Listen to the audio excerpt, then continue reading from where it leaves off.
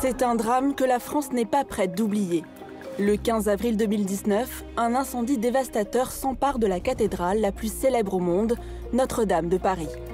À l'intérieur, c'est un patrimoine exceptionnel qui est menacé. Près de 1000 œuvres, des objets sacrés, des sculptures, des reliques, mais aussi de nombreux tableaux. Un trésor inestimable qui a échappé aux flammes comme par miracle. Il n'y a aucun tableau endommagé par l'incendie. Il n'y a aucun dégât et tout est en lieu sécurisé. Aujourd'hui, la cathédrale ne possède plus qu'une dizaine de tableaux. Un tout petit butin comparé à la grande et riche collection dont elle dispose jusqu'à la fin du XVIIIe siècle. À l'époque, Notre-Dame est déjà bien plus qu'une église, c'est un lieu de haute importance pour les artistes.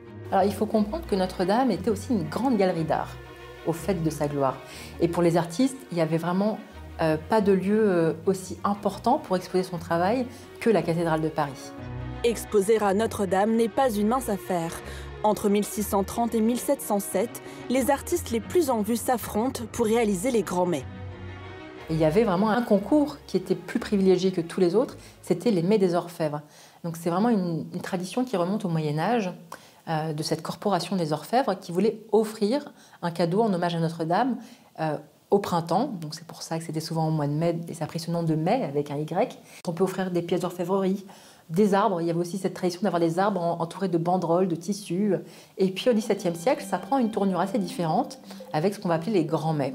Ces tableaux de 4 mètres sont peints par la crème de la crème des artistes comme Laurent Delahire ou Aubin Vouet.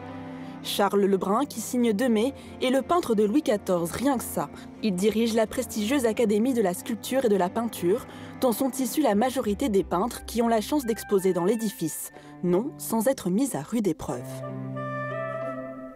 Donc ces compositions, qui étaient vraiment très réglementées, qui devaient obéir à un programme dicté par les chanoines, étaient d'abord étudiées par le biais d'esquisses. Les artistes sont en compétition sur une thématique. C'est pratiquement toujours lié aux actes des apôtres. On retrouve toute cette histoire terrible des martyrs des apôtres, mais aussi leurs enseignements, leurs miracles, etc. Les difficultés financières de la corporation mettent fin à cette tradition en 1707, après avoir offert 76 mets à Notre-Dame, qui n'en compte plus que 13 à ce jour. La cathédrale dispose aussi de la Visitation de Jean Jouvenet. C'est le seul tableau qu'il reste d'un ensemble d'œuvres sur le thème de la Vierge, commandé en 1709. Au moment où il y a eu la grande refonte du chœur de Notre-Dame, sous Louis XIV, il y a eu aussi la volonté de placer des tableaux de l'époque. Donc on a commandé des tableaux, il y en a eu 8 en tout, aux plus grands artistes de l'époque. L'église ayant été vidée à la Révolution, il ne reste aujourd'hui qu'un seul, qui est le tableau de Jouvenet, et qui est vraiment un très grand format, très emblématique de Notre-Dame, et qui est une œuvre qui a eu une importance considérable, parce qu'il faut imaginer que les artistes qui étaient en formation passaient tous par Notre-Dame, donc ces très grands formats, dans un lieu aussi prestigieux, formaient énormément le goût des artistes et du public.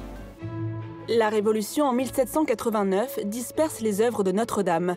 Si certaines sont mises à l'abri dans d'autres musées, la plupart sont détruites, volées ou disparaissent totalement. Le destin des tableaux rescapés du récent incendie est désormais entre les mains du musée du Louvre. Un travail de restauration qui s'annonce aussi complexe que celui de la cathédrale.